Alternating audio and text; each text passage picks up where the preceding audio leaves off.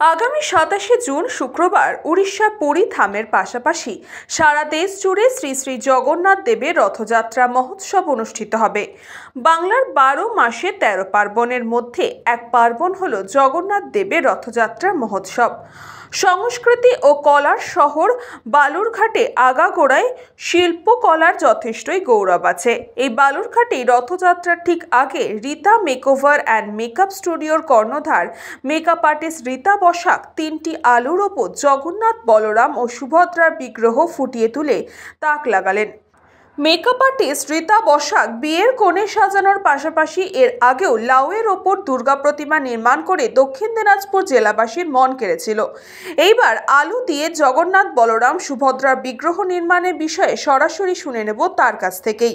সামনে জগন্নাথের রথযাত্রার জন্যই আমার অনেক দিন থেকেই ভাবনাটা চলছিল যে কিছু একটা তৈরি করব, নতুন কিছু করার চিন্তা ভাবনা থেকে হঠাৎ করে মাথায় এলো, এর আগেও যেহেতু আমি লাউয়ের উপর দুর্গা প্রতিমা তৈরি করেছিলাম, তো হঠাৎ মাথায় এলো যে এবার লাউ বাদ দিয়ে এবার যদি একটু অন্য সবজির উপরে দেখা যায়, তখন আলুর কথাটাই মাথায় এলো। তাই আলু দিয়ে এবার জগন্নাথ, বলরাম আর সুভদ্রার আমি একটা প্রতিকৃতি তৈরি করেছি। এটা তৈরি করতে আমার 2.5 ঘন্টা থেকে 3 ঘন্টা লেগেছে।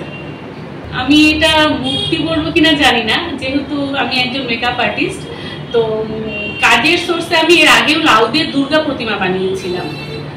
তো এই ধরনের কাজগুলো করতে আমার একটু ক্রিয়েটিভ কাজগুলো করতে ভালো লাগে, সেটাই চেষ্টা করি আর কি।